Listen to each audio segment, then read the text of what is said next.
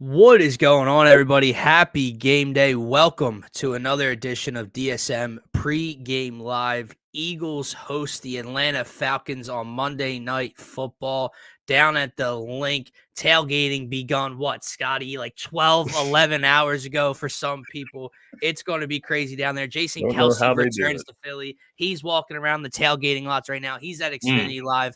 He'll be making his second straight week on NFL Countdown on ESPN down there. Fletcher Cox is making an appearance down there. Nick Foles is being honored at the game.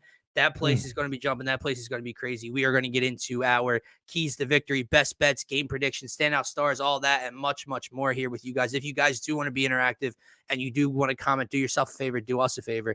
Make sure to check out the YouTube channel specifically. If you are watching on Twitter, we cannot see your comments still through StreamYard. So do yourself a favor, do us a favor. Hit that subscribe button and make sure to drop your comments, drop your score predictions, your standout stars, your bets, all of that here with us. I'm one half of your host, Dylan Davis. To my right, my faithful co-host, Scotty. The Birds looking to start the young season off on a 2-0 record. Can they get there? How will they get there? We're going to discuss it all, my man. But happy game day. What's going on? Yes, sir. Happy game day. Second show of the day. Feeling a lot more excited now that we're a little bit closer to game time. We had to get this one in a little early. I had to go pick up my wife after this before the game. And apparently the president is like in Philadelphia again. I swear it's like the third time this summer. But nonetheless, the traffic should be horrible. But I'm happy to be here, man. I'm excited for this opportunity tonight. And you mentioned it. The Eagles have a chance to go 2-0 for the third straight season, apparently. So I guess the last two seasons before this one started 2-0 as well. So hopefully we follow that great trend and keep that going tonight, man. But I'm happy to be here, happy to break down this game and get you guys ready for tonight and what's going to take place. But I don't know how are you feeling compared to the morning show? We talked our way through it earlier. We talked our way earlier, and I'm feeling. I mean, I was always confident. I would have told you the Eagles are going to win this morning. We went back and forth a little bit. I'm still confident. It's just like you mentioned earlier. It was such a weird weekend. It was such a weird Sunday across the NFL. That has me a little skeptical when it comes to Vegas and lines and why the lines, they opened at 4. AJ Brown's out. They still somehow are up to 5.5-point favorites, trending towards 6 points right now at home, which I'm not saying is the incorrect read. But when I watch, me and you question the San Francisco 49ers only being 4-point favorites against the Vikings and, the Lions being 7.5 points against the Bucs and losing outright, and the Ravens losing outright at home to the Raiders.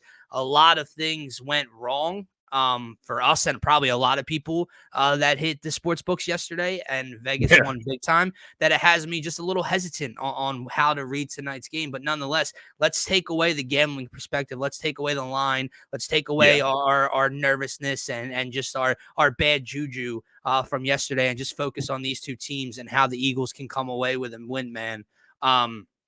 Because they are the better team, and it starts on both fronts. Obviously, the biggest news for this team and for the offense, no A.J. Brown tonight. Obviously, report dropped yesterday morning, hamstring injury. He hit the injury report on Friday. They're not going to test it. They're not going to risk it. He is out tonight. Devontae Smith will be the focal point of the wide receiver room tonight. I do believe I saw that they elevated Paris Campbell from the practice squad. So I don't know whether or not he's going to really get any activity, any playing time tonight, but he will be up with the Eagles along with Jahan Dotson and Johnny Wilson and them. And then obviously you have Saquon Barkley back there, man. But just like we started this morning show, and we're going to continue this conversation right now, the biggest question, the biggest storyline heading into tonight is Jalen Hurts. Obviously, he turned the ball over 3 times last week, really 2. I don't really put the Cam Jurgens early snap off his chest plate on Jalen, but nonetheless, the Eagles offense had 3 turnovers and still found a way to win the game and score 34 points. Now, Jalen has a bigger test tonight. In his home opener, he is without A.J. Brown, like we said, and he's going against a very good, talented Atlanta Falcons defense that added a Matthew Judon over the offseason, that picked up Justin Simmons to go along with Jesse Bates, that extended AJ Terrell. That secondary, those 3 players, those 3 names are big time players, big time ball hawks, and it's going to be a tough test for Jalen tonight. He has to bounce back, Scotty. He played a good game. What was he, 20? What was he last weekend? 20 of 34, something like that. 280 some passing yards, 2 passing touchdowns. He played a good game.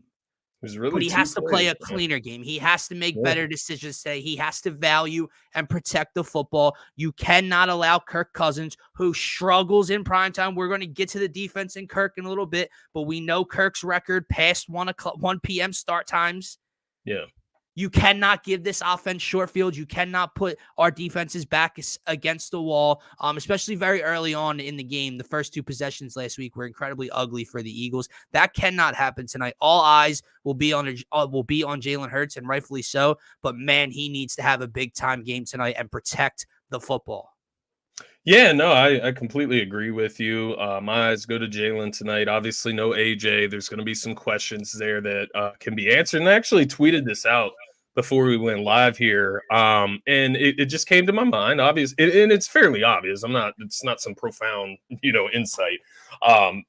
This is a chance for Jalen Hurts to prove or show that he has improved over the offseason. And it's one way that we can see it very clearly tonight.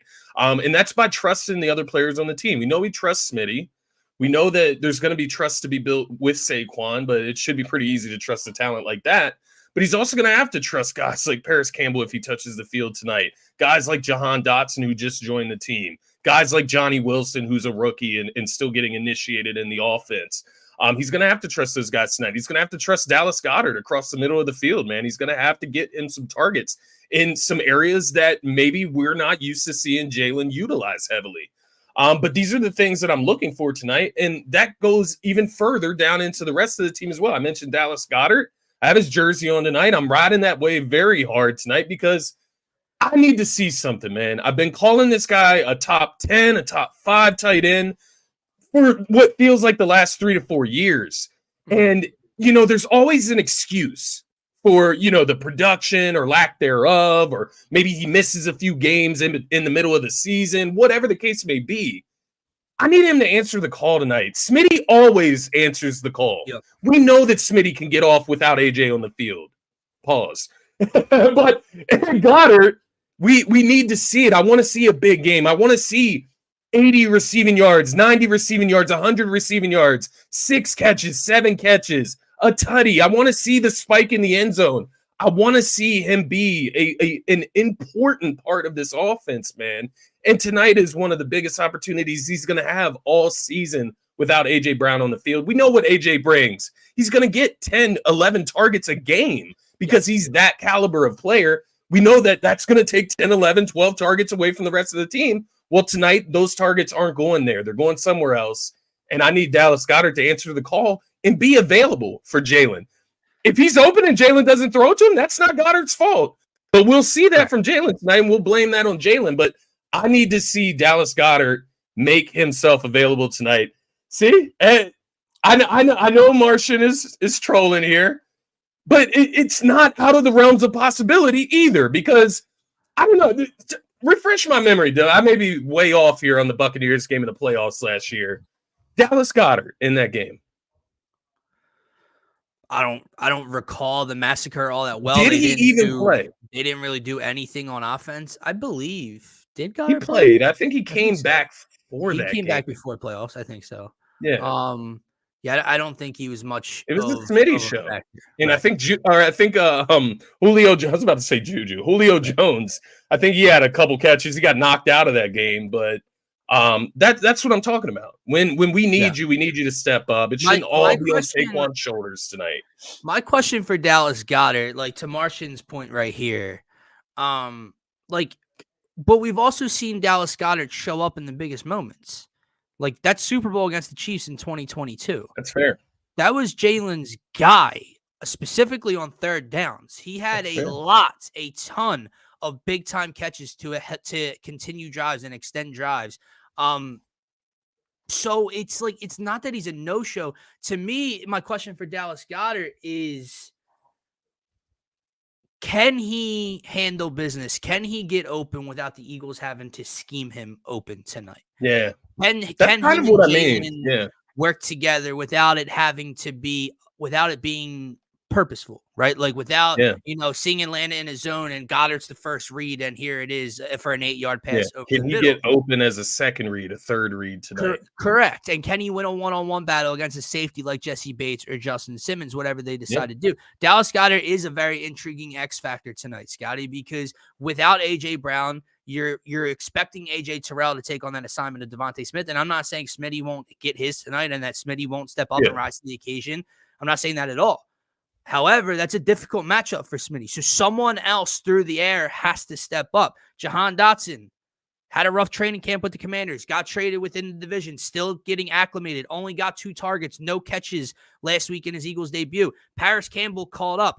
How confident are the Eagles right now in week 2 with Jahan Dotson if Paris Campbell's being called up? Now, I know, obviously, you lose a receiver. It only makes sense to add a receiver, but you kind of understand what I'm saying. So will Jahan Dotson be that second option? And if not, or even if he is, Dallas Goedert has to be a factor over the middle of the field. So to me, I'm looking at Nick Sirianni and Kellen Moore and seeing and looking at how they can get Dallas Goedert an advantage over the middle of the field tonight. Because that will open up so many other things for the Eagles on the outside, especially open up things for Saquon Barkley out of the backfield as well. I wanted to go back to this point. My bad. I'm sorry. Go ahead. No, you're fine. I just wanted to point out that there was a report from Adam Schefter that A.J. Brown has a chance of missing week 3 game as well against the Saints.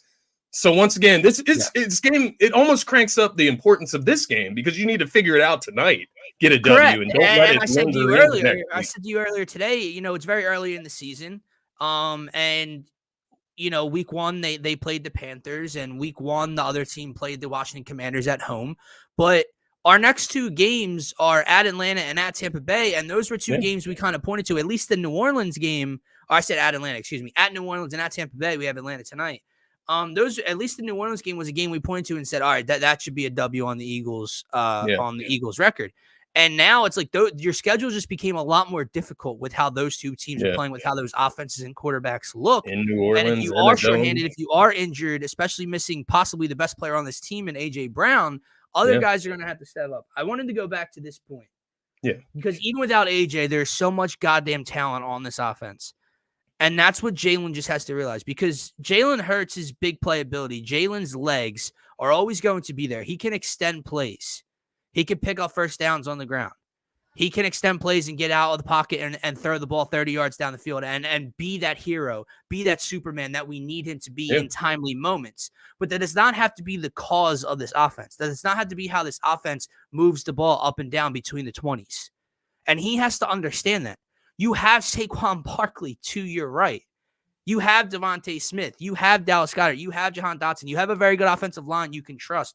Jalen Hurts has to just realize he does not always have to try to force the ball down the field, because that's not what this team and Kellen Moore's offense calls for. So take what's there tonight, especially against this secondary, and just protect the football. That is my overall number 1 key, man. You won a game last week in which you lost the turnover battle. Do you understand how rare that is?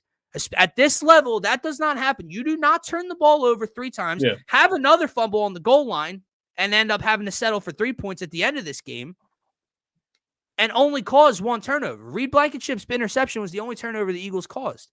You do not win ball games that way. That is not a recipe for success. You cannot do that tonight, especially with a matchup on defense where we're thinking we can create turnovers against Kirk Cousins tonight. So do not balance the scales. Do not give them any advantages, any short fields. Protect the football, value the football, and move drives between the 20s, and we'll put points up on the board on this good, stellar defense, man. But Dallas Goedert, I think, was a good starting point.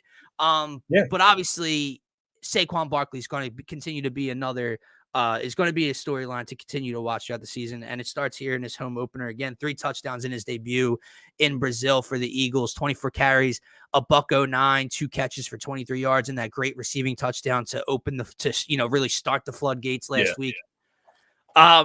They got to feed him tonight, man. The Falcons defense gave up 137 rushing yards. It was the 19th, their 19th, through 1 week against the run with the Pittsburgh Steelers last weekend. Obviously, they have Justin Fields, so their quarterback was able to use his legs a little bit as well against the Falcons D.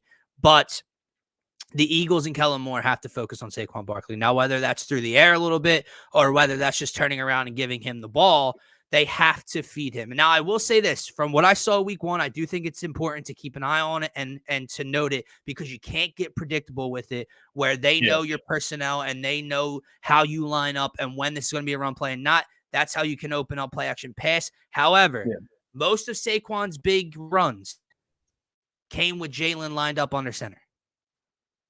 Turn, bang, hit a hole. Now, when he gets in that read option, it's slower to develop. Saquon's just standing flat-footed, waiting to see if he's getting the ball or not. He's got no head of steam, and those runs didn't get as much going on them. I'm interested to see how much Kellen Moore utilizes Jalen under center, and if you do so, that can open up the play-action pass and the bootleg off of it with a mobile quarterback like Jalen. I'm interested to see if they continue that tonight, man, but they have to feed Saquon Barkley. He was the story of week 1, and I think that continues tonight, man. Yeah, no, I completely agree. And what I'm interested to see tonight, I think they'll obviously feed Saquon, try to get him going early. But I'm interested because we know the Falcons' attention is going to be completely on Saquon tonight. We know they're going to make it a point to try to contain him, probably try to force us to win through the air. And I'm interested to see if that matters. Like, if the Falcons make that a purpose of their defense, does it matter, or are the Eagles just too good with Saquon Barkley? That's what I do expect. I do agree. Like, we should be able to run the ball regardless if they focus on it and try to stack the box and take it away. But on the other side of it, if they're trying to, Jalen needs to punish them. Then I don't care if AJ's out or not. We do not believe we have a quarterback that should be a concern for. You know what? Kirk Cousins is a perfect example of who we're talking about tonight. If you can limit Bijan Robinson, if you can make Kirk Cousins drop back 35 plus times tonight, you're expecting to get after him. You're expecting to turn him over, and that's the kind of offense you want to force Atlanta into. We shouldn't have that problem. We have an MVP candidate of 2 years ago. We have a guy that balled out in the Super Bowl. Now, last year, it looked a little bit more of a concern. Last week, he turned the ball over when he threw it too many times. He needs to make them pay and protect the football tonight if they focus on taking away Saquon Barkley. We should not be one of those teams where they go, let's make them one-dimensional and have to drop back 35 times. We drop back 35 times, we should still be able to move the football. Yeah, because if they do that, that means Jalen Hurts is the weakness, like in their eyes, right? If that's what happens. And I think even to take it to another step for Jalen, and when it comes to decision making, it's something that you just hit on. But it is with that read option, man. And I'm not saying to not take it. I'm saying to take it at the right times. And I think tonight he will see some opportunities on the read option where he's going to have some space to work with. But he's got to make the right decision. And that doesn't mean taking it every time either, right? We saw him in the first game take it. He took it on the option a little bit more than what we really think he should have, right? Saquon should have probably got a few more of those carries. Well at all. He wasn't reading the decision making. Once again, it just was a little off there. So yeah, all around, that is one of my keys to victory here as well, man. Turnovers. It's a big theme tonight, and I'll take it to the other side. It goes along with Jalen managing and making good decisions, because in order to win the turnover battle, you have to not turn the ball over yourself. So I'm looking at the defensive line tonight, man, and I'm looking at Jalen Carter. Looking at Bryce Huff, I'm looking at Josh Sweat, I'm looking at these guys, Nolan Smith. Can we get to the goddamn quarterback? Can we get to the quarterback tonight? We know that Kirk Cousins is a statue back there coming off of the injury that he has. He was never that mobile in the first place. But even more now, he's immobile. We got to get after the quarterback tonight. And if you get after the quarterback tonight, if you get pressure, if you get in Kirk Cousins' face, you're going to get turnovers. We know that is what happens when you get pressure on Kirk Cousins. We have seen it firsthand several times. We've seen it on Monday Night Football 2 years ago. We saw it on Thursday Night Football last year. The Eagles have started week 2 at the Link against Kirk Cousins. This is the third straight season of doing so, and they've been successful in turning him over in the previous 2 ball games. They need to do that tonight, and it's exactly what the Pittsburgh Steelers did last week. They sacked them, 6 times? They forced a fumble. They picked them off twice. The Eagles need to try to do the same thing. Now, the Eagles don't have as good of a defense. They don't have a TJ Watt. They don't have a TJ Watt. They don't have the rest of that front that was but it needs to be that front four. But they still have to get after him. Create pressure. You brought up one name, and that's Bryce Huff. And he's someone I'm going to be keeping an eye on, man, after a disappointing debut. And then hearing Vic Fangio's comments about him. The Eagles went out and paid him. He's one of the first free agents they went out and got after moving on from Hassan Reddick. And it's kind of the thought, it's that replacement. They're looking at the trajectory. What's he, 25 years old, coming off of a 9 or 10 sack season as a role player in the New York defense. What can he do here for us? Yeah. Well, he didn't see the field all that much because he wasn't producing, and I guess hasn't looked all that great. And Vic Fangio is going to play the guys regardless of money, regardless of stature, whatever name. Yeah. He's going to play the guys that are going to go out there and win their battles one-on-one. And that wasn't Bryce Huff last week. So he's a guy to keep an eye on, man. He has to make the most of his opportunities to continue to boost up his snap count and to make the most plays for this defensive line, because he's the guy we're counting on the outside. Look, Jalen Carter is a beast. Jalen Carter is a strong, physical, young presence up the middle. But we understand how it's not the same as getting an edge rush, getting to the quarterback. It's going to be double teamed constantly. You can create internal pressure and get a quarterback off his mark and affect the game that way. Push him to your edge rusher. Taking a guy to the ground is more difficult from that area of the field. Yeah. So that's where I'm looking at the edge, and I'm looking at Nolan Smith as the comment that Martian had down there, Bryce Huff, Josh Sweat, an older Brandon Graham. I mean, Bryce Huff and he's right there with Josh Sweat. That has to be a guy that can step up off the edge. Outside of that, we don't have anyone right now. Yeah. So Bryce Huff's going to be a humongous key tonight. Agreed. And exactly what you said about Jalen Carter, Jordan Davis, down the line, Milton Williams, these guys work from the middle. It's not necessary. Jalen Carter is one of the better guys from the middle that can get after the quarterback and actually get him down. But it isn't really his job. His job is to force pressure up the middle, push Kirk Cousins to the outside so that Bryce Huff is there to contain, so that Josh Sweat is there to contain and ultimately gather the sack and get this guy to the ground. And to your point, these guys got to make plays tonight. They got to be ready. They got to be available. When you talk about the turnover battle, Jalen Carter is a guy that can be credited for the turnovers without actually catching or picking up the ball. And what I mean by that, especially with a non-mobile quarterback like Kirk Cousins, is when you create that interior pressure and you get in his face and you either, get to his arm or you get him off his spot and he's late to a read, and then he throws it behind someone or the safety comes down and boom, it's a pick. Jalen Carter will get credit for that, for creating that turnover, because he caused it up front. It's not the same as finishing a play. It's not the same as getting to the quarterback and getting him down to the ground through all those blockers. Because think about it. For the most part, as a DT, I mean, you have 2 to 3 bodies to get around, right? You have the center, you have a guard, and then you might have a chip from a running back somewhere, right? Yeah. Whereas unless you're bringing extra pressure, if you just beat the tackle clean sometimes, you have a direct sight to the quarterback from that point on.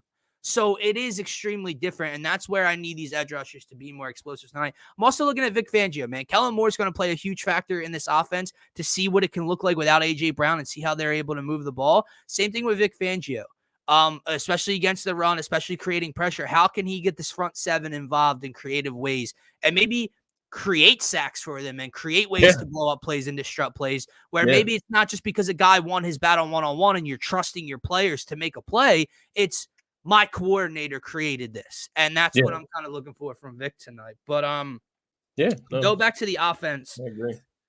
For one last thing, and then I have a couple keys defensively here with you. We mentioned him earlier, but that is Jahan Dotson, and it's exactly why he was traded here to Philly, and it's exactly why we feel somewhat okay and more comfortable with an A.J. Brown or Devontae Smith injury in the short term. Are the Eagles going to win a Super Bowl without A.J. Brown? No. Will they win one without Devontae Smith if A.J. Brown's healthy? No, I don't believe so.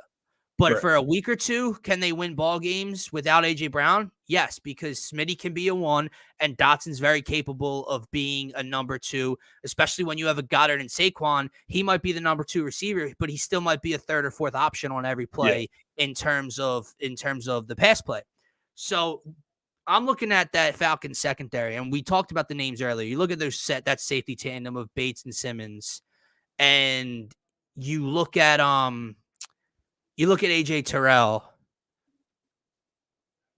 Dotson's got to win that battle against the number 2 corner, man.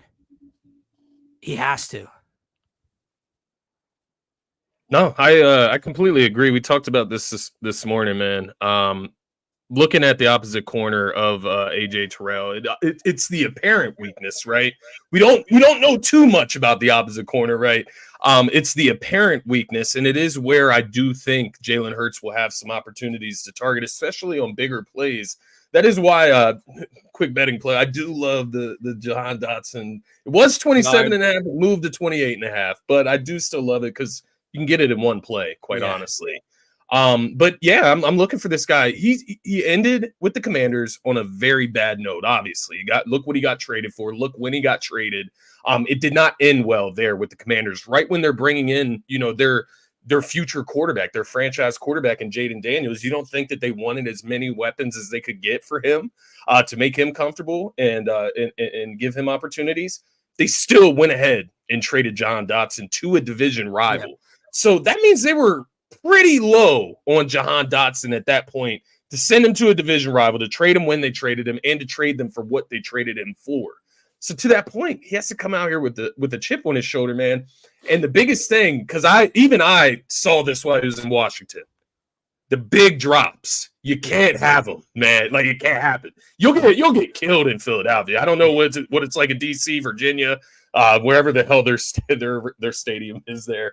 Maryland, it might be, but nonetheless, you can't do that here, and you're going to be in the spotlight tonight. All eyes are going to be on you. We've had too many wide receiver threes drop balls and drop touchdowns in this city. We've had one drop one in a Super Bowl, for God's sake. Prove you're better than Quez Watkins. Like, come on, like prove it, right? And I'm not like I feel like it might sound like I'm down on Jahan Dotson right now. It's not like that.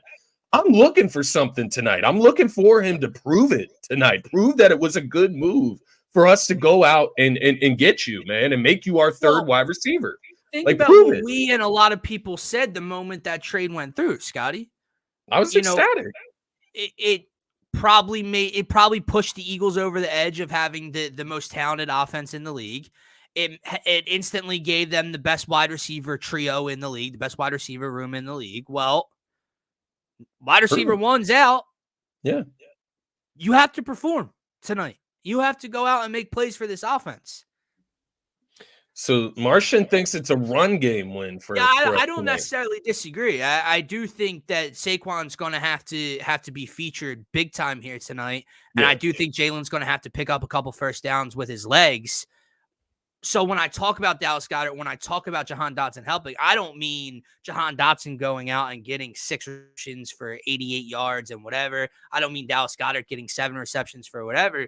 I'm just talking about clutch moments, big moments, 3rd and 5, need someone to win their battle on the outside. Jahan Dotson goes and makes a play for Jalen Hurts. Dallas Goedert, 2nd and 10, makes a play over the middle of the field for 15 yards. I'm not saying, number value of catches and yards and touchdowns. I'm just talking about timely moments. I don't necessarily disagree at all that this has to be a Jalen and Saquon day. Obviously, it's different looking at the Pittsburgh setup on offense. Justin Fields, George Pickens is your number one option, but the Steelers did not throw the ball well at all against the Falcons. I believe they almost ran too much to a fault. Like they didn't take enough risks, right? It was so predictable. So predictable what they were trying to do last week. And that's that. The last thing I'll say offensively, I'm sure I'll think of more and we'll come back to it as the show goes on, man. But the last thing offensively, when I'm looking at what the Steelers didn't do, you have to finish drives. Yeah. You have to finish drives with touchdowns. When you get into that red zone, I know it becomes a different ball game. I know inside the 20, things tighten up, and it's more important for your players to go and win their one-on-one battles than it is between the 20s where your coordinator might have a little bit more of an effect scheming guys open. But you can't settle for field goals tonight. I truly don't know what to expect from our defense tonight. I don't know if they're going to give Kirk fits and we're going to be going nuts with this defense, or if this is going to have to be another 31-28 type of victory tonight because Bijan's running loose and Kyle Pitts is a problem over the middle, etc. I don't know what to expect. So offensively, you can't settle. When you get inside the 20-25 yard line, go finish it with 6, man. You're too talented. They shouldn't be able to stop you even without A.J. Brown. Yeah, I think that's the big question mark. Aside from like the Eagles playing without AJ Brown, can Jalen Hurts take care of the ball from a turnover standpoint? I think aside from that, the biggest question mark is the Atlanta Falcons. Like, what are they? Last week, you only go out there, score 10 points. I think they're going to score more than 10 points tonight. I think they'll score more than one touchdown. I do think. Spoiler alert. I think that'll happen tonight. I don't think they're as bad offensively as they looked last week. I think Kirk Cousins will look a little bit better. Like, I think he'll be able to move around a little bit more as he gets more intertwined with the offense.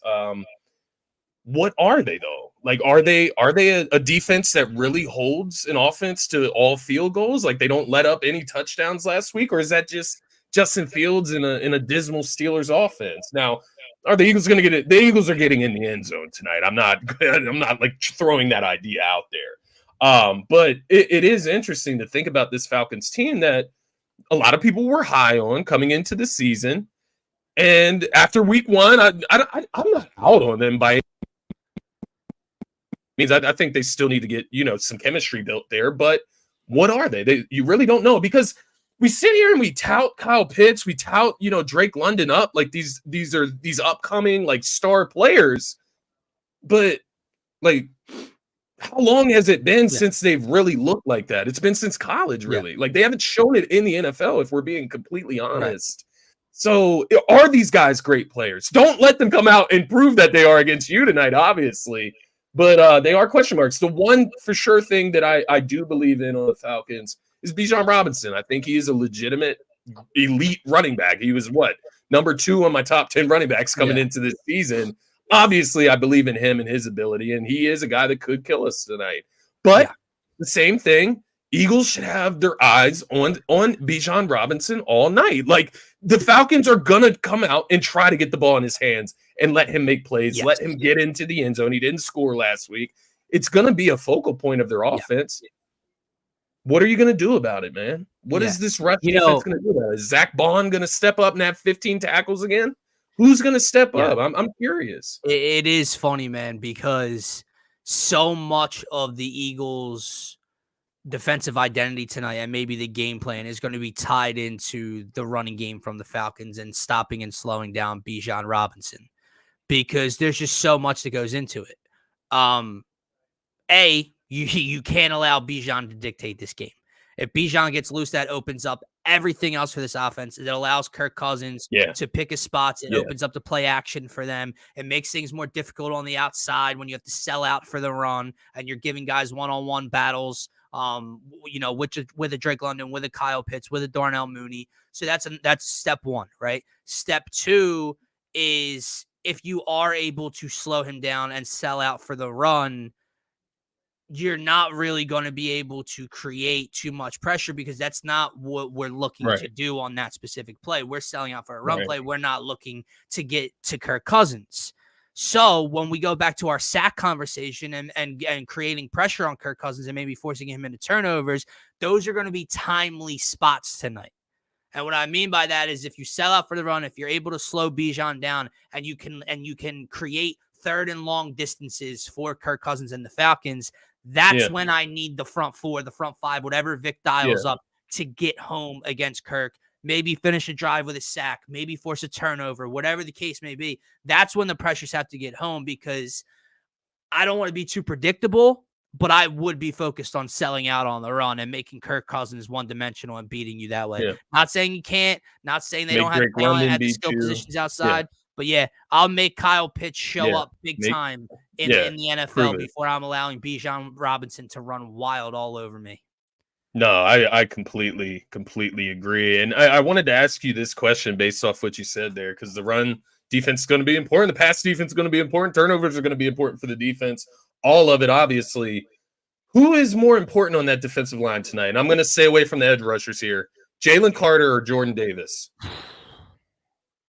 They're both very important. Yeah. I know that. But who do you think is – I think obviously Jalen Carter is the guy you would lean to actually come out and have the game. Agreed. But who is more important? Agreed. The guy you'd really have to go back and watch the film on to notice him stand out because the tackle numbers may not be there. He might not be the one wrapping up Bijan Robinson, right? But I will go with Jordan Davis because, like I said, I am selling out to stop Bijan tonight. And it's not that he's going to be the one finishing the plays, but if Jordan Davis at his size and his power can bust open through the middle of that offensive line and make Bijan change direction and force him into someone else where the linebackers can come down and finish off plays, that's where Jordan Davis is most effective, right? Jordan Davis is going to be effective where Bijan hits a hole and he's just right here and he's able to wrap him up and stop him with a one-arm tackle after a gain of 2 or whatever. Jordan Davis is, boom, taking on 2 blockers, taking on 2 offensive linemen. Bijan's first read, Bijan's first hole, or where he wanted to go isn't there. Change the direction. Oh, here's Zach Bond. Here's Nakobe Dean. Here's Jalen Carter and everybody else to finish the play up. That's where Jordan Davis becomes most valuable. The stats aren't necessarily going to be there. The solo tackles, the assists, the sacks, all that's not going to be there. It's going to be with your eyes. He blew up this play, and he's what started and finished it. You know what's interesting about this? It was Jalen Carter that we drafted. Or no, the Falcons traded ahead of us and drafted Bijan. Is that correct? No, the Falcons already had that pick, right? Or do we? No. Someone else traded. Someone traded in front of us, but it wasn't. Bijan was a pick, like 2 picks before Jalen Carter, right? It was more than that, right? He was 7 or 8, and Jalen Carter was 10. You're right. 9. I think Bijan was 6 or 7. We traded up to 9 to get Jalen Carter. You're right. Bijan might have been 6. Yeah. It might have been an offensive lineman that someone traded in front of us to get, like the Bears. Thought that they were trading up for Jalen Carter. We were worried. Yeah. I was thinking of that interesting tidbit because obviously going into that draft, in our minds, we're thinking Bijan or Jalen Carter. Like if Jalen Carter falls to us, thank God. If we can get Bijan, we never take a running back in this situation, but he's generational from that standpoint. So just an interesting thought there. But I wanted to go back to what Martian said here. He said the Packers wide receiving corps are more impressive with Love at QB1 than the Falcons. How do you feel about that? Like, do you feel the same? I know we're not super high on the Packers receivers, but they do at least have like roles. Yeah, and they have skill sets, if that makes sense. I don't know if the Packers, fast, end around, right? Packers have a receiver that's one-on-one better than Drake London, and I'm not even a Drake London fan, but that's better than Drake London, or as talented and as athletic and a mismatch that Kyle Pitts can be. But Matt LaFleur and that offense damn sure scheme their guys open and create for them better than the Falcons could ever imagine to. So that's a good point. I have. That's a good point. For them. But I was just curious because I know neither wide receiver room is blowing people's minds. But to Ryan's comment, I want to make a reception parlay. Barkley getting catches due to Brown injury. Any recommendations? Man, let me go. I'm on DraftKings right now. I think Saquon's line was at 2.5 catches. I could be wrong. It could have changed. Just had somebody text me earlier and ask, like, you think Saquon's good for 3? Let's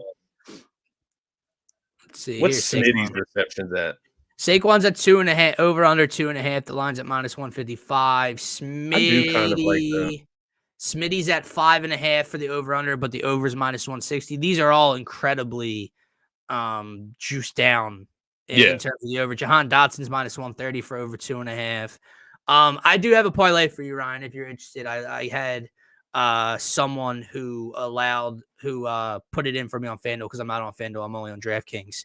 But I did Bijan Robinson, 50-plus rushing yards, which I know, sucks, but come on, 50-plus rushing yards for Bijan. Yeah. Saquon, 50-plus rushing yards, and Jalen Hurts, 175-plus passing yards. He came out to plus 118.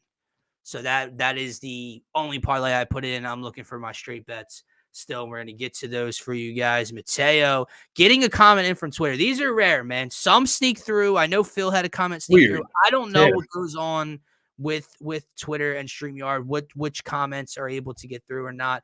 Who's scoring tonight? Scotty and I talked about this kind of at length. I do believe Saquon is scoring tonight. Minus 190 is nowhere in the realm of worth it. It's just not worth it. Scotty has Jalen in for a touchdown. And if you want a little bit more juice, if you want a guy we're kind of interested in, that is Dallas Goedert at plus 210 is going to be one of our, I wouldn't call it best bets, but just a bet for tonight. Dallas Goedert down in the red zone, maybe inside the 10, 15-yard line, using that body at the pylon. And crossing the goal line for the Eagles tonight. So that's a little more juice. Jalen at minus 105 is never a bad value, especially when he doesn't score week 1. He's plus 115 on FanDuel, man. That's why I had to take advantage of it, quite honestly. I'll tell you what, DraftKings odds plus money. Something else. Because that parlay I read to you that was plus 118 on FanDuel was minus 112 on DraftKings. And I was going to say, Saquon anytime touchdown on FanDuel is minus 160, and I know you just said minus 190. It's minus 190 here on DraftKings. So 160 is a little bit better, right? But no, it's give or take. I know DraftKings does better with some of the other odds and different things there, but if you're a non-biased, like if you're not an Eagles fan, Bijan touchdown, I do think they score tonight. I do think they're going to make him absolutely absurd though, man. That's got to be worth a sprinkle somewhere, and I'm not doing it because I'm not rooting against them. I don't care for how much money. Bijan's minus 130 to score for the Falcons, and everybody else has odds of plus 205 or higher. Like, that's got to be worth, to somebody out there that is not Eagles biased, it's got to be worth something. Drake London's plus 205. Yeah. Kyle Pitts is plus 225. Tyler Algiers plus 280. Darnell Mooney's plus 350. Cousins is plus 950. Their defense is plus 5. I mean, every single person besides Bijan Robinson is plus 205 or better. Yeah. That is a lot of juice. Yeah, if you are not rooting for the Eagles, if you're not an Eagles fan and you don't want to see any of the Falcons score tonight, one of those guys would have to be the play for me because I mean, come on, man. London's interesting because I believe it was Christian Watson that did get in the end zone last week, right? I know Jaden Reed got in twice, but I believe Watson got one. He's a bigger body receiver. So maybe that's a trend. I'm not a Christian Watson fan. I'm not a Christian Watson fan. So. Yeah. I'm not a Drake London fan either, but I do think Drake London is at least like top 25-ish. I don't think Christian Watson's even like top 35, 40-ish in the league. So maybe I'm being too disrespectful, but this question here. Let me see if maybe I didn't click it. 1,000%. 1,000%. I said this on Victory Monday show last week or earlier in the week with Scotty here, that if you guys can recall the plays, like the Saquon touchdown, there was a third down like wheel route to Smitty where they took Dotson and AJ and brought them both underneath on crossers, and then Smitty snuck out and he was wide open for a big first down. That's all by design. The Saquon touchdown he had in the backfield on Jalen's right came out to the left and had a complete wheel route to the end zone. All the motion, putting Will Shipley out there and putting two running backs in the shotgun with Jalen and using Shipley as a decoy in the pass game. It was beautiful. And that's why I think he plays such a factor tonight, man.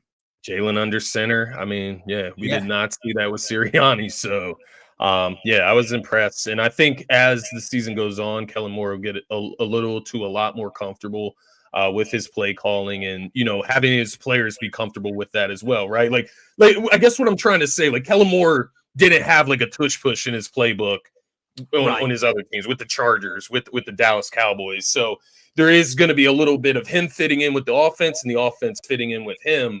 I do think we'll start to see a little bit more dynamic play calling as the season goes on and he gets more comfortable with these players. But Yeah, I loved what I saw from Kellen Moore. I thought he sprinkled in just enough, like, really dynamic plays, really dynamic formations, just enough that we didn't have a ton of a ton of mistakes after the first quarter, and then that one mistake in the second half by Jalen. But didn't have a ton of mistakes outside of those, right? We didn't have a ton of those annoying um, penalties, different things like that. So Yeah.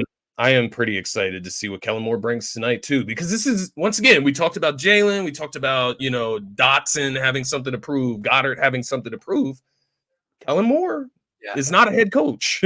He has something to prove tonight, right? No AJ Brown. That's room to improve, or room to prove and show some of your stuff tonight. So they are wearing the midnight green, just the regular green unis tonight in the with the home white. opener.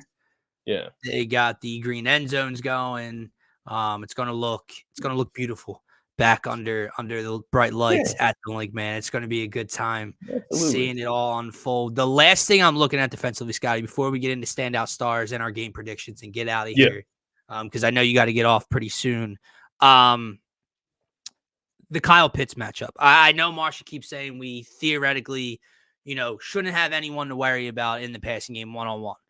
And yeah, am I worried about Drake London? No, I think Slayer, Quinyon, whoever it is, can handle that. Darnell Mooney, I'm not worried about, whatever. But when it comes to Kyle Pitts, and I know he hasn't shown it yet, he finally scored a touchdown last week. It was a big deal for a lot of fantasy football owners. But with that said, the route running, the size, the athleticism, the speed, taken fourth overall in the draft 2-3 years ago for a reason. He's dynamic. He's dynamic, and we know that tight ends have given us fits in the past. We know from week one, Nakobe Dean cannot cover anybody, let alone a tight end like Kyle Pitts. I don't really think they're trying to use Zach Bond in a situation where he has to cover Kyle Pitts. Some corners, like a nickel corner, Avonte Maddox, Cooper DeJean, might be too small to cover Kyle Pitts. This guy's still undersized to cover Kyle Pitts, but I am looking at C.J. Gardner-Johnson to come down the box and maybe eye up a Kyle Pitts matchup tonight if I am Vic Fangio.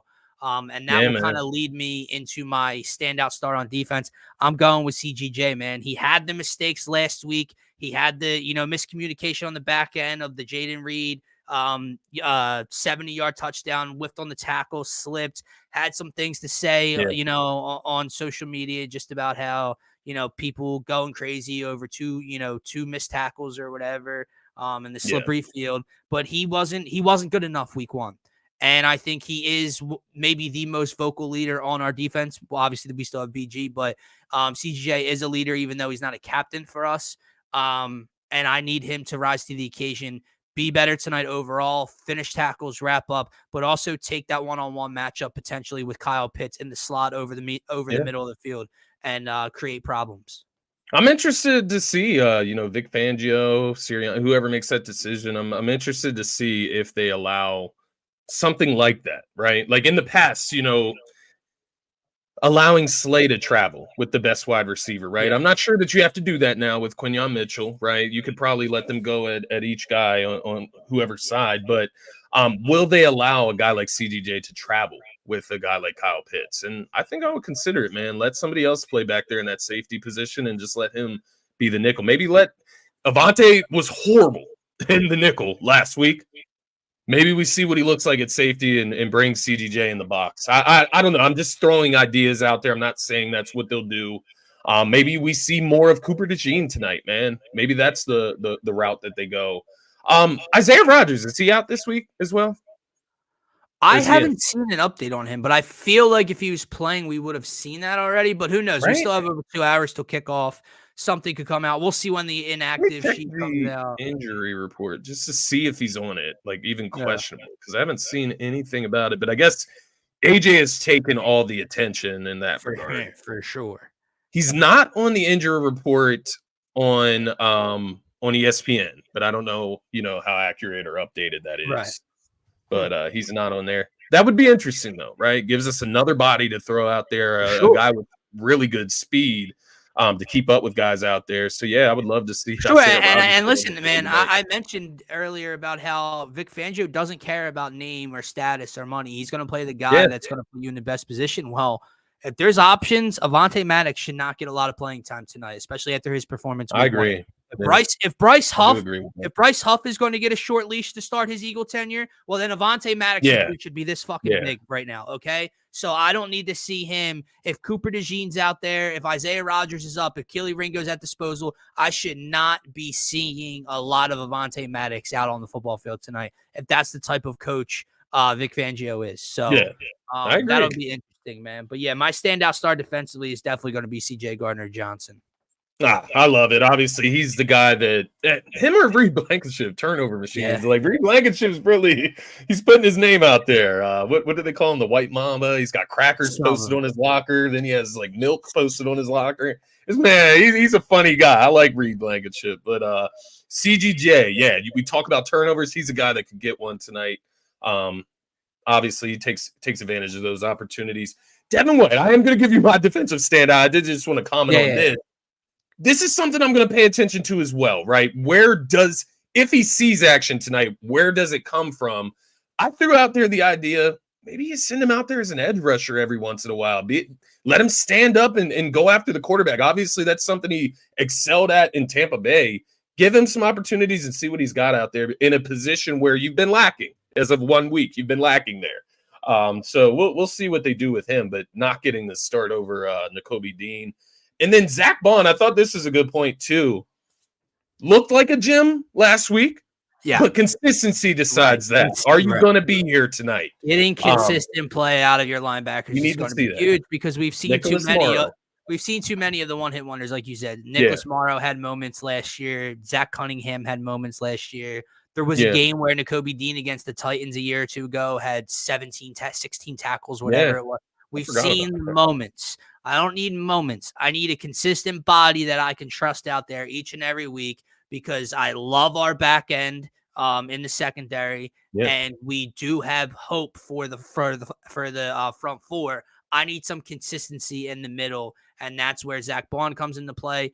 Nakobe Dean, can he continue to take advantage of the starting job and all the reps he's seeing right now? If Devin White does see action tonight, can he take advantage of it?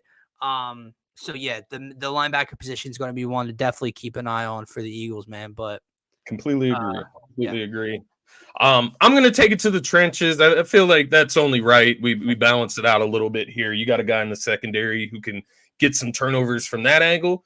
Jalen Carter is that guy that I think forced turnovers from the front four, right?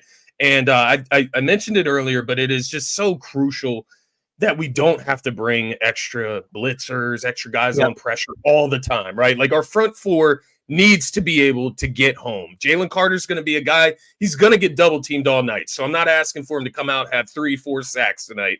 Nothing like that. Get the pressure in Kirk Cousins' face, create opportunities for other guys to get a lane, to get to the quarterback, and just be there creating havoc. That is really all I'm asking. The other thing I will ask, you texted me this last game, it's not always his fault. It's not always, just him doing it. Stop the bonehead plays. Stop the flags. Stop the extracurriculars. I love his personality from the dog mentality standpoint. I love a guy that is aggressive, that is physical, that is violent, but keep it within the range of play. After the whistle, you let it go, man. I get it. He's young. We saw moments last year. We saw a moment in that game against Green Bay where he had a mental lapse. And I get it. Once again, I'm not saying he's necessarily at fault or the only one at fault. Right. But when the second man makes the action, he's the one that's going to get caught. And it seems to be him that creates the second action every time. So don't let especially last year from your game. Yeah. Last year, remember there was that moment where he had the unnecessary roughness call, penalty that killed us. And then he was on the sideline, like crying because he was frustrated and it got blown into a big deal. And he felt, come on, like I literally texted you right when he did it, dude. Like that shit has to stop. It's so costly and it's just so dumb. I get the heat of battle and competition, especially if a lineman is giving you a little extra on the ground where the refs don't see it after every play, or like you said, maybe someone mugs his face mask after the play, the refs don't see it, but guess what? They're guaranteed to see you, dude. And especially, where you're at on the field, what down it is. Look, not that it helps, but if a drive started on the Falcons' own 10 and they picked up 11 yards and it was 1st and 10, and after the play he did something, and instead of being at their own 22, they're at the 35 or whatever. I'm talking after a second down where it's going to be 3rd and 9, and you get up and grab someone's face mask and rip their helmet off or something, and you give them an automatic 1st down across midfield. That's the shit that's so goddamn stupid and unnecessary. Jamar Chase, bro, he didn't do anything like that, but with the ref, that is so fucking stupid, dude. Like, apparently the ref did tell him to fuck off, though. That's what he said to Jamar. Well, you know what? That's what was reported. That is wild to say, though. But I do feel you nonetheless. Maybe. But the ref gave him a fucking mile-long leash, dude, because he came over and the ref told him to stop. And then he went back and the ref still didn't do anything. Then Burrow had a call. If your teammates are grabbing you and telling you to knock it the fuck off, you're taking it too far. And he kept going. And then he got flagged. What do you expect to happen, bro? What do you expect? So that shit has to stop. I know, dude. What do we have? A little over 2 hours till kickoff. I need this game to start because it also, dude, playing last Friday, now playing on Monday, feels like a century since we've played a football game. And it's our home opener. I'm ecstatic for it. Offensive player of the game, our offensive standouts, man. I am going to go. I don't want to take. Last week I went with the quarterback. I went with Jalen Hurts because I needed him to play a clean game. He didn't play a clean game. They still got the win. He had moments of looking good. I'm not going with Jalen. I don't necessarily want to take Saquon. I think Saquon's the focal point. I think Saquon has to be the biggest, thing we're doing on offense. He's a gimme at this 25, 30 times. But I don't necessarily think he's the X factor. He'll get his. I'm going to go with who we've been talking about. I'm going to go with wide receiver 2 tonight. I'm going to go with Jahan Dotson. Maybe he doesn't get the snap count that we're predicting him to get. Maybe he doesn't get the targets that we're predicting him to get. But without A.J. Brown, we know Saquon's going to be a focal point of stopping for the Atlanta Falcons to stop and slow down for their defensive game plan. I'm going to go with Jahan Dotson having to win his his cornerback 2 battle against Mike Hughes or whoever it is. And he's going to have, I'll say, 2 big-time catches tonight, Scotty. Maybe a 3rd down to extend a drive and they go and score. Maybe a 1st down and they take the top off of a defense and he picks up 35 yards. Jahan Dotson is going to have 2 big plays and possibly find the end zone today as well. Yeah, no, I like the pick. Obviously, you can see what jersey I have on. I'm going with Dallas Goedert tonight. I like your point about Jalen and Saquon. I think they're gimmies at this point. I do think speaking on Jay, I do think Jalen has a game tonight. As much as we've talked about the concerns around the turnovers, different concerns from week 1. I think Jalen balls out tonight. I think this is a statement game for Jalen as well. But I am going with Dallas Goedert because, once again, you got people like Marshawn Lynch in our comments saying that you don't show up for big games. Well, let's go out there and prove him wrong, man, because I can't sit here and say that he's wrong unless you go out and perform tonight and get in the end zone or make some big plays. I want to see him be a focal point of the offense when he's supposed to be. He should be the second option through the air tonight, right behind Devontae Smith. He should be the second go-to guy. I love the addition of Jahan Dotson. I think the ball should be spread around tonight. I think all of these guys should get involved. But I am going with Dallas Goedert, just maybe to be different from you as well, right? One guy's going to be on the outside, one guy's going to be in the middle of the field. Both of them can get theirs tonight. Got to spread the love around, man. Because if we're being honest, the 2 most important pieces are Jalen and Saquon tonight. Yeah. The guys that are going to have the biggest going to play the biggest role tonight are going to be Jalen and Saquon. And then Smitty comes line. But the guys that have to be the biggest X factors, make a timely play, come up clutch, do the little things tonight, are going to have to be Dotson and or Goddard tonight. And I do agree with you. I think that's kind of where I'm looking. I mean, if we're being honest, there's not much else room to go. What Johnny Wilson, Grant Calcaterra, I get it. But my point by taking these 2, with us taking these 2 guys is not many other teams have these options, have this depth of talent that you can continue to go down. Oh, not Saquon and not Smitty and AJ's out, but we still not other teams have that where Jahan Dotson can be an X factor tonight as the 4th option still. No. Yeah, look across the field. Tonight. Yeah. The Falcons didn't have Drake London, who's not that great of a wide receiver one in the first place. Right. Darnell Mooney's wide receiver one. Right. Ray McLeod, like, all right, man, like, come on. There's no excuses tonight, by the way. No excuses for the Birds tonight. And I'm talking about the green ones, and the Eagles. This is such a big time Jalen Hurts night. The microscope is out, man. The magnifying glass is out, and he's directly under it after the turnover in week one. It doesn't, and when I say that, man, it doesn't have to. I'm not saying that to say that he has to be ball out tonight and he has to throw for 300 yards and look great through the air and be No. He has to show me that he's capable again of making the right decisions. And he's got all the extra duties we saw week one of changing things at the line and diagnosing pressures and doing everything, controlling the offense on the field as well. So he's got more on his plate. I get that, but that is the responsibility of playing quarterback at this league. No, not many quarterbacks had a center. No, maybe no other quarterbacks had a center like Jason Kelce, who was doing for them for the first 3 years of their career. Yeah. So now it's on his plate. He's accepting it. I think he did a pretty damn good job of it week one. The turnovers, the decision making, the forcing the ball into triple coverage, throwing the ball back over the middle of the field when your receivers fall. That shit can't happen tonight in the red zone. So play a clean game and look better, maybe, man. You never know our offense is rolling when Johnny Wilson starts stealing touchdowns, dog. Look at the Chiefs. It pissed me off when the Chiefs did that yesterday to the backup offensive lineman. But it does let you know that they're operating on full go when something like that happens. It wouldn't be Lane Johnson, though.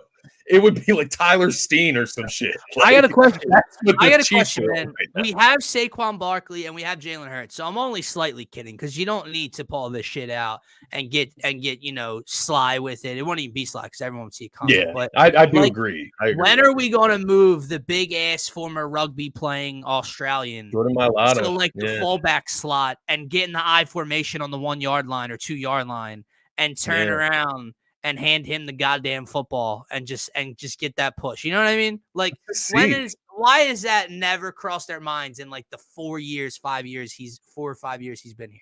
I don't know, man. Maybe he's just too valuable at the left tackle. Like, maybe the downgrade from him to the backup left tackle is just too much. But I do agree, like, to not have seen it at all with his background, his history is kind of weird.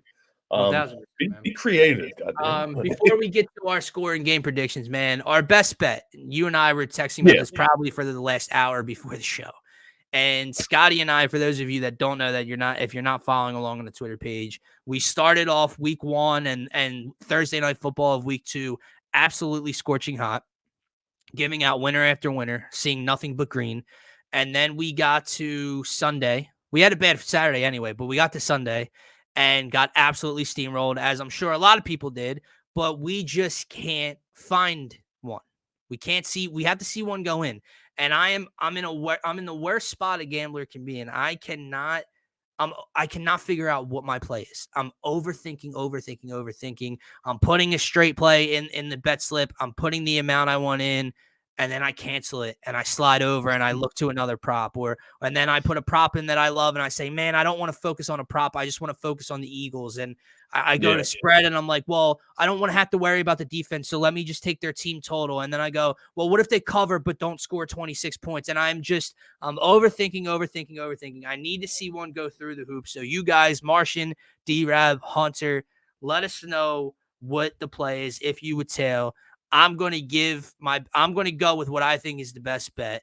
And Darius is kind of solidifying it here for me because obviously they are covering, but I'm going to take the Eagles team total as my best bet tonight. It goes hand in hand with a money line or spread bet where, hey, they got to score points to win. I just don't have to worry about the defense stopping Bijan Robinson in terms of me winning money. I'm going to worry about it from the game perspective, but let's just score points when we have the football. Let's create turnovers and get good field position, right? It goes hand in hand. But two things. You can get over 24.5 at minus 120, or you can get over 25.5 at minus 115. Now, normally I would say just take the minus 120 line. But how are they scoring 25 points? That would be some like scoregami bullshit if they ended up scoring 25 points. So I'm thinking taking over 25.5 because 26, 27, 20. That's a more reasonable number when you get to the mid to high 20s. 25, I don't even know what the outcome would have to be. A couple missed extra points or going for 2 and not. I don't even know a safety throw. I have no idea how you get to 25. Yeah. So yeah, I'm going to say my best bet is the Eagles over 25.5 points, man. Yeah. Now I texted you this before we got on here, man. If this Eagles offense, if they score less than 30 points, it's a failure. I don't care who they're playing. This offense is loaded. I don't care that AJ Brown is out tonight. Like I said, there's no excuses. If this offense doesn't score 30, it means they've turned the ball over, or it means that they can't stop the run. And either one of those equal losses, right? So I'm with you, man. I think this offense shows up and shows out tonight, as they should all season. And I hate to say it like they're not going to miss a beat, but with my score prediction, it's kind of like they're not going to miss a beat. So I guess I can go ahead and say that. It's not to disrespect AJ Brown and his talent level, what he brings to this team. It makes things a lot easier. But I still think this is a team that should go out here and dominate offensively tonight, man. So yeah, I love this isn't a team that's missing AJ Brown and has DeAndre Swift / Kenneth Gainwell and Olamide Zaccheaus and Julio Jones and Quez Watkins running around. This is a team that has Saquon Barkley, a healthy Dallas Goedert, and Jahan Dotson to go along with Devontae Smith. They should still be able to put up points tonight, regardless if number 11 is available or not. Yeah, I completely agree.